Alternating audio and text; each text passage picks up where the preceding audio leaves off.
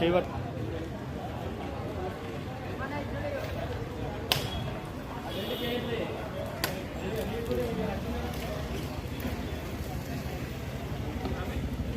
జితానా దండేసినట్టు పట్టుకో.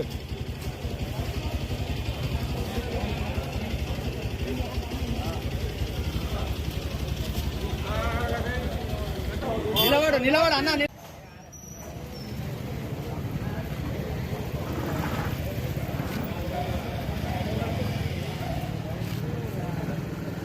నమస్కారం.